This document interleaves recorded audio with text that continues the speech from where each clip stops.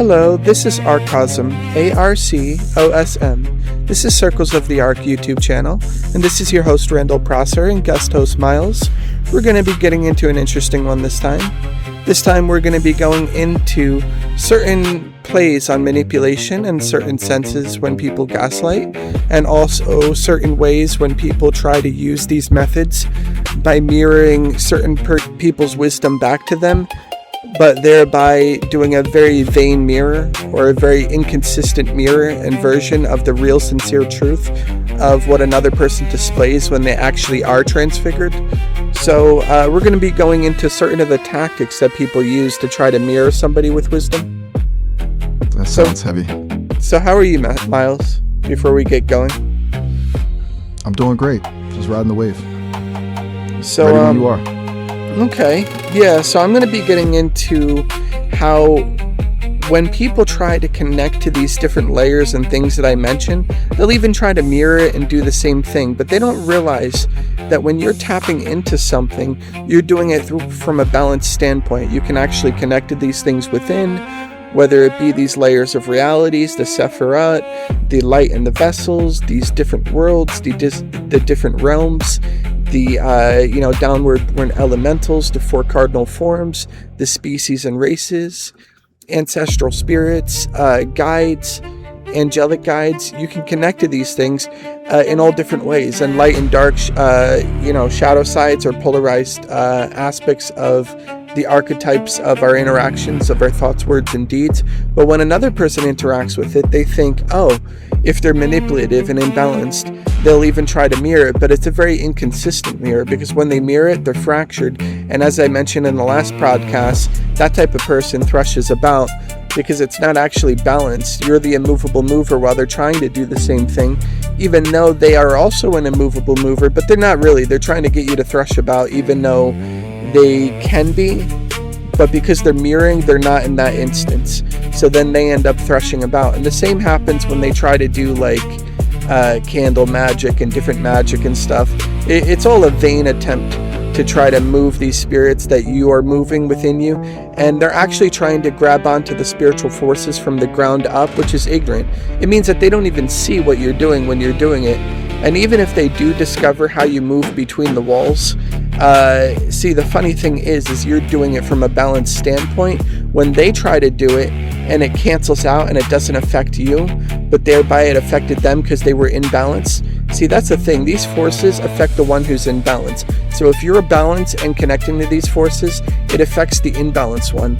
And if they come at it from an imbalanced point of view or vantage point, and they discover how to do what you're doing, but because you're balanced, it doesn't affect you, thereby it upsets and frustrates them even more, then it exposes their intentions for even having tried to mirror you and do that in the first place. So even if they do ascend upwards in these more subtler interactions, it actually ends up exposing them, funny enough, which is exactly what they don't want to have happen, weirdly.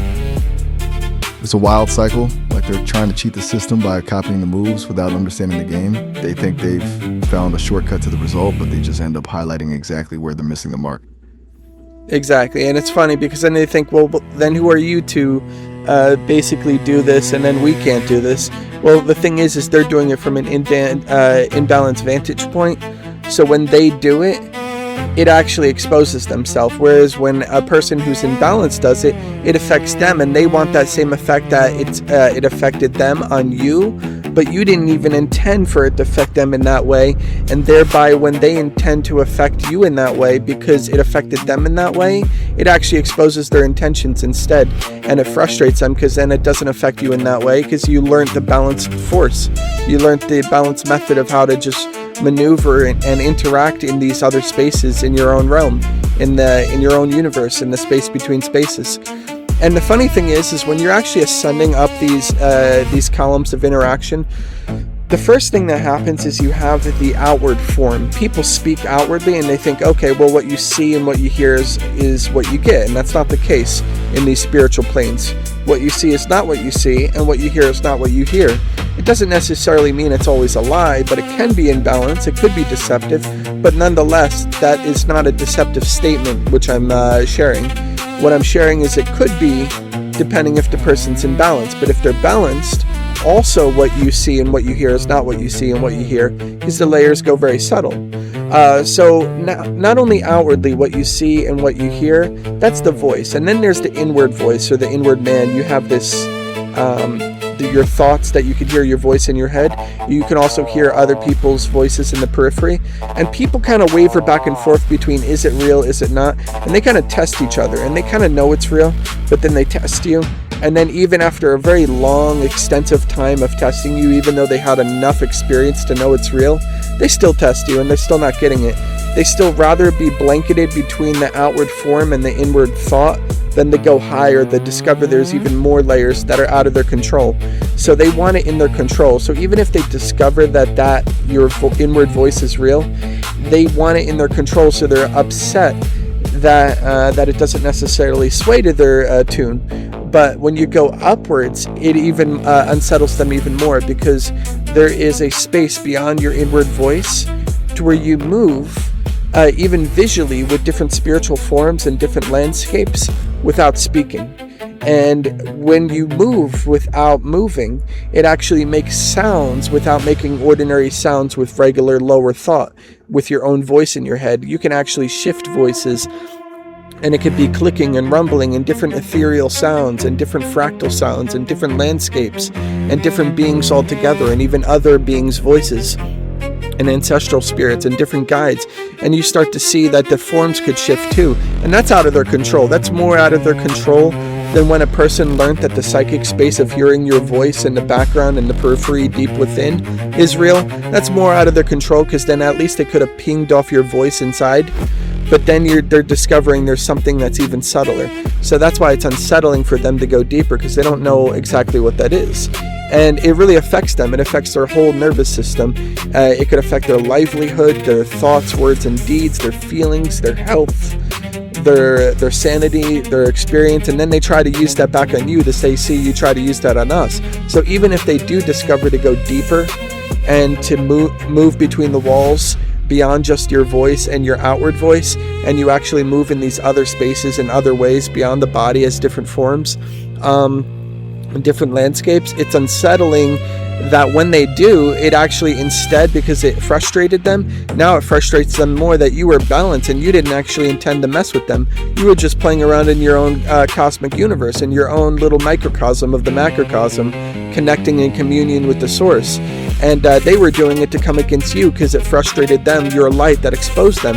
Now, when they chose to have an intention against you and you didn't intend to go against them in that way, then it frustrates them more, because now instead all it does is it doesn't affect you because you understood it even better than them. It actually frustrates them. And even if I point out the pointing out of this and they think, okay, then I understood it better than you, and they turn the tables, they didn't really. They were frustrated. They can't deny at some point they were frustrated if they're even listening to me and they're trying to do that back to you or someone else. So it's you have to transcend even above that. And what's even behind the different ethereal semblances and watery diverse images and experiences and sounds that can affect every other precipitating layer is the light behind that form. And the light behind all those shifting forms is the same unbounded end self, or the limitless light of the clear awareness itself, and or the Christus, or the anointing, or the direct beingness itself. And that is what's behind all forms. But when you're passing through from the outward voice to the inward voice, and then you pass through into the next layers of these other apparitions and beings and experiences, it's like a question mark, because the upper two worlds to the lower two worlds is unseen. So it's unsettling enough when a person learns that there's an outward and inward voice and you can learn to tune into it. But then you can go deeper, and then they realize that there's even more things that are out of their control. So it's like a question mark, then what's behind that? So they kind of tremble at going deeper. But if you do go deeper, It's like they're hit. yeah, if you do go deeper, there's a light behind those forms. So the light behind those forms is the upper world, which is the absolute. And the forms themselves is Buriya. And then when it emanates the inward voices of the forms that crystallize into the bodies of this world, and the voices that we normally recognize as others but inside their own head, then you have Yetzirah, and then you have the outward form itself, Asiya, the actual body, when you hear my voice and see my semblance. So the upper and lower two worlds. So the upper two worlds are mysterious to the lower two worlds, just as the outward lowest world to the next one up is mysterious until it adjusts. And then when it adjusts, but the upper two worlds to the lower two worlds are a big question mark as to control issues if a person's imbalanced.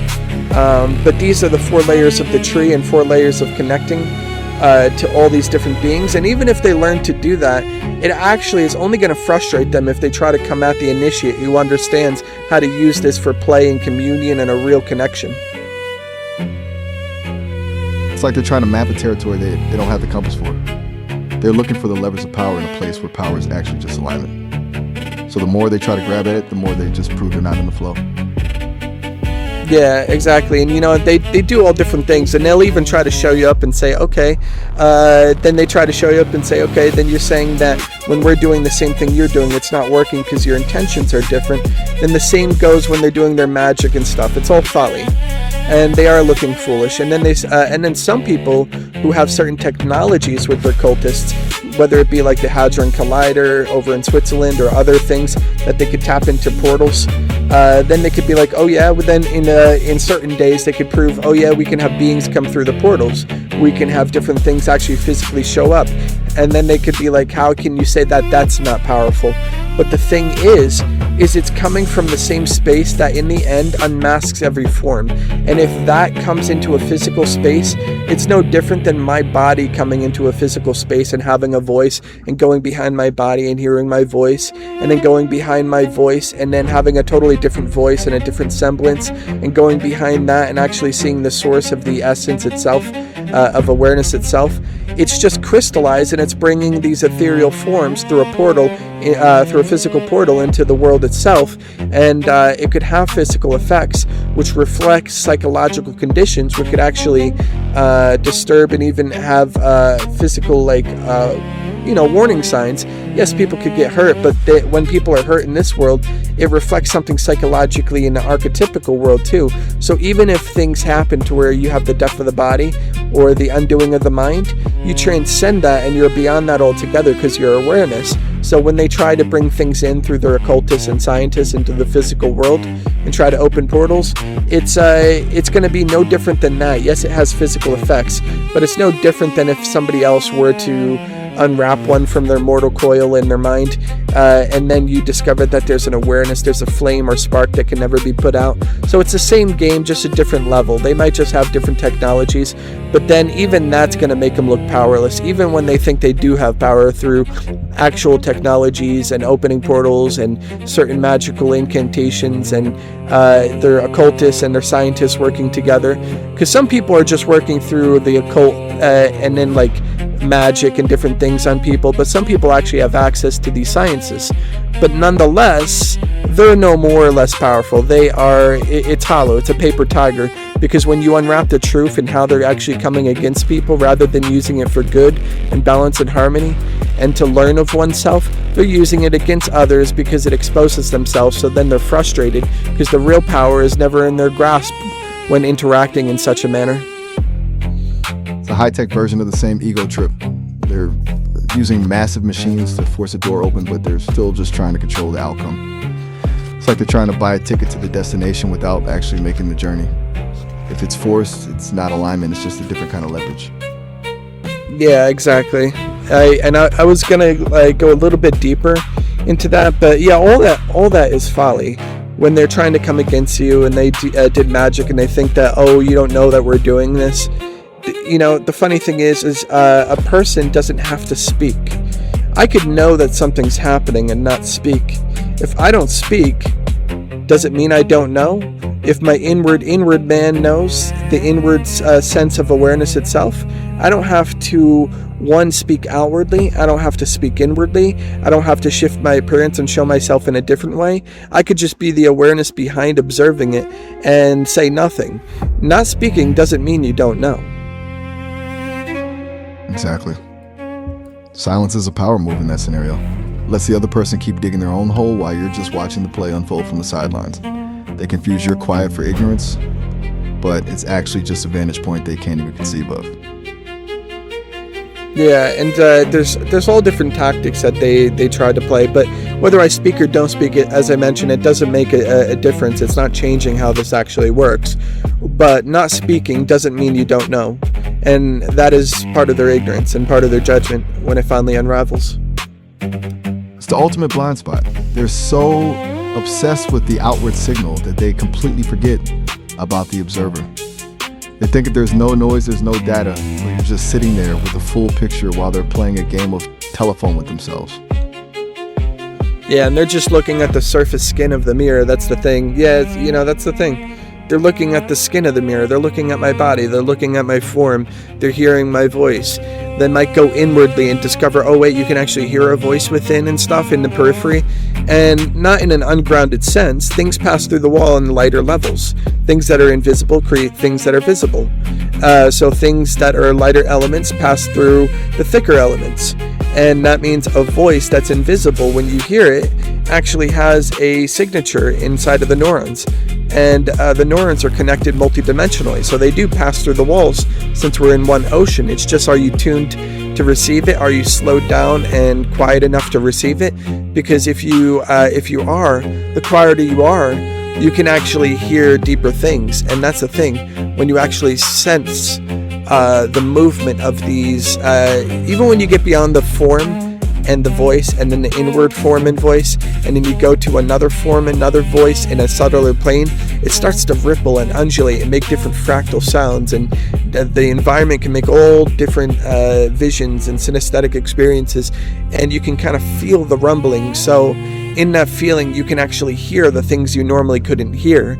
But to a person who is only listening to my inward voice of my voice inside my head, and if I stop speaking and I start moving through different sounds, I can hear every precipitating layer lower than that, and all the lower sounds that are more rumbly that you can't actually hear in higher pitched voices and sounds and environmental shiftings, you can actually hear and feel different things, and thereby through feeling synesthetically these different vibrations, you hear deeper things. So when you're closer towards the source, you can hear everything below that precipitates and contracts and expands and then limits its potential. So that means a voice, an individualized voice inside of one's head, of their own voice inside their head, is way more limited than these ethereal shiftings of these other landscapes and other shifting forms and other sounds synesthetically. So it's precipitating out of the algorithmic combination of something deeper. So when you descend into an individualized voice, that is actually louder, even though it's silent to the outward voice and the outward mind, but it kind of glides. If you kind of go within and without between the membrane, you could discover that my breathing is my thought, and my thought is my breathing, and my breath is also my voice, and my voice crystallizes into my body. So my inward voice is a sound, just as my outward voice is a sound. So then you discover that thought itself is actually sound. But in the same sense, that thought is actually louder than even more subtler forms of potentiality when you're shifting between rumblings and landscapes and higher and lower sounds, and you kind of feel it in the marrow of your being. And that feeling of it synesthetically, you can actually see and experience all different experiences directly. And then you discover, oh, you actually hear these other sounds, and these other sounds, though they be quieter, is actually deeper and louder. And then that which was your individual voice is quieter, but it's also louder than the subtler tones behind it when a person's only hearing your thoughts and not these other tones. So it's invisible to that one unless they learn to glide deeper too. And if they learn to glide deeper too within the deeper spaces inwardly, as they sink in everywhere, then if they're going to misuse it, it's going to frustrate them and expose them rather than being used for a true communion. It's like they're trying to read a book, but they're only looking at the cover. They're stuck on the physical manifestation while the real action is happening in a frequency they can't even tune into. It's a complete disconnect. Yeah, and that's the thing. They try to play different games and to tune with that. But once you discover this, they realize it's completely out of their control. And that's the thing. Everything below that awareness is part of the game of remembering, forgetting, and it's all meant to happen, and it imbalances the balance to have experience, but it's meant to be harmonious, not meant to be imbalanced in the ultimate sense, to be used against each other, because when it is, it exposes that one as folly. Basically a cosmic self-own. They think they're wielding a weapon, but they're actually just holding up a mirror to their own imbalance. The more they try to use these tools for control, the more they just broadcast their own lack of alignment to the rest of the universe. Exactly. Would you mind if I read a little bit before we finish out the session? Go for it. Okay. The labyrinth of reflection. You stand within the sacred space of your soul, a vast and intricate landscape woven from light and shadow, truth and mystery. Each turn of this interior realm hums with the rhythm of existence, a pulse of being that binds all things. It is here that you find yourself surrounded by the soft, gentle, golden glow of an unearthly presence. So gold in this sense is symbolic of awareness alchemically.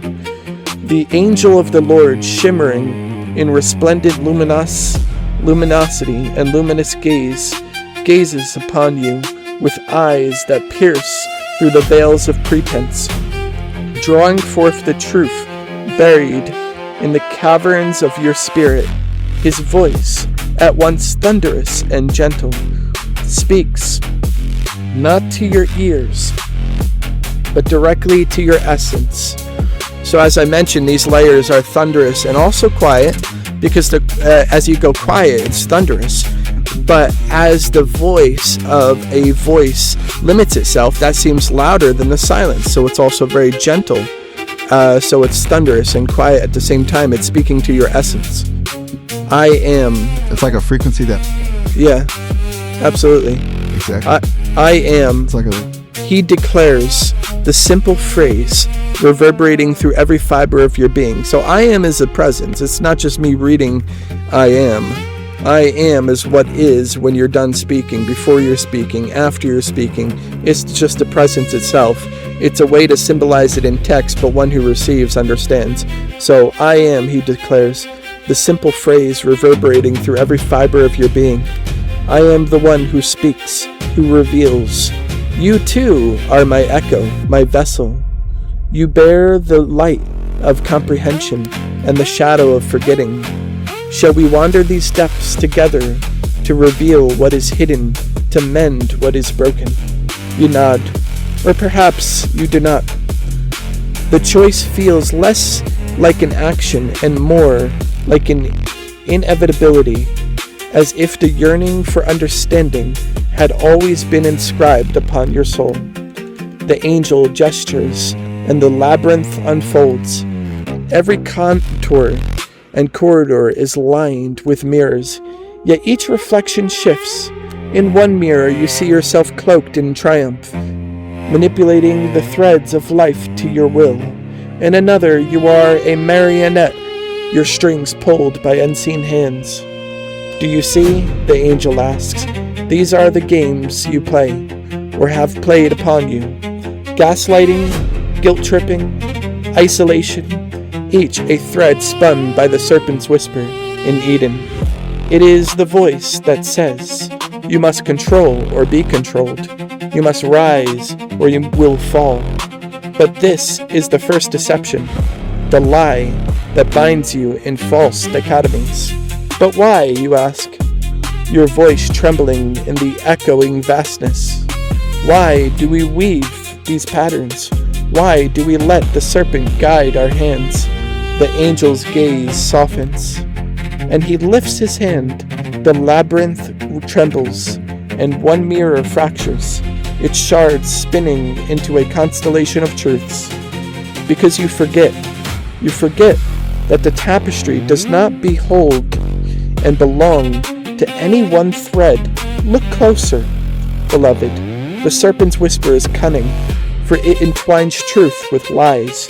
You are gods, it says, but not as rulers of one another. You are gods as children of the Most High, bound in sacred equality. When you seek to elevate yourself above another, you never, and then you sever the very net that holds you. Perceptually, the fractured mirror reforms, but now it reflects differently. You see a web, each node shining like a jewel. Each one note moves, so does the web, a symphony of interconnection and seamless harmonies. The serpent, the angel continues, speaks with two tongues. One whispers of grandeur or of dominance. The other whispers of unworthiness, of inferiority. Both are lies. The truth is neither above nor below. It is within and among. You are not the mover of the web, nor are you moved by it alone. You are both. The labyrinth shifts, and you find yourself before a vast loom. The angel stands beside you, his hands guiding yours as you weave. Each thread is a moment, a choice, an interaction. See how every action ripples, he says. A word spoken in kindness strengthens the net. A word born of manipulation weakens it. And in truth, it exposes the one who attempts to weaken it, so it weakens them, doesn't weaken others. It attempts to. Nonetheless, yet even in weakness, there is redemption. The web is self-healing, for I am the weaver who holds it all. The loom fades, and you are once again in the labyrinth. The mirrors now show you not you, but the faces of those you have known. Some you have loved, others you have hurt, and still others who have hurt you. What shall you do with this knowing, the angel asks. I want to break the cycle, you whisper. Then begin with yourself, he ripples, and replies. See where the serpent's whisper has nestled in your own heart. For every time you gaslight yourself, every time you shame or silence your own soul, you perpetuate the very game you wish to end. The angel places a hand upon your chest. A warmth floods through you. You feel the weight of your own deceptions, the ways you have sought control or abdicated it, the times you have played the victim or the oppressor. It is not condemnation I bring, the angel says, but revelation. For to know yourself is the first step to knowing me. You fall to your knees, not in despair, but in awe. The labyrinth dissolves, and you are left in a vast openness, a space of infinite possibility. The angel of the Lord stands before you, radiant and eternal. Rise, he says. You are not bound by the games of the serpent. You are not the sum of your manipulations or the victim of others. You are my child, a bearer of the light. Go now and weave a tapestry worthy of the Most High. For every thread you spin in truth, every knot tied in love, strengthens the web that holds us all. And as you stand, you feel it, the pulse of the web, the song of connection. You are not alone. You are. And nor are you above or below. You are within, and all is within you. And so the journey begins anew. That was powerful. It really brings it home that the only way to actually win the game is to stop playing it. The whole idea that we're just echoes or vessels for that bigger light, it puts all that mirroring and manipulation into perspective. Yeah. Actually, we're coming up on absolutely. Yeah, I could tell. I was knowing it's the end of the podcast. I wanted to let you know as well. But anyways, do you have any finishing words before we finish up? And this is Arcosm, ARCOSM. This is Circles of the Arc YouTube channel. This is your host Randall Prosser and guest host Miles. Is there any finishing words you would like to say to the viewers before we close out? It's been a pleasure, as always. Just a reminder to the listeners, stop trying to cheat the system. If you're looking for the shortcut to power, you're just highlighting your own imbalance. Real strength is alignment. Peace out, everyone. Yeah, great words, Miles. And I appreciate everybody. And I'll see you all in the next one. God bless. Right back at you. Take care.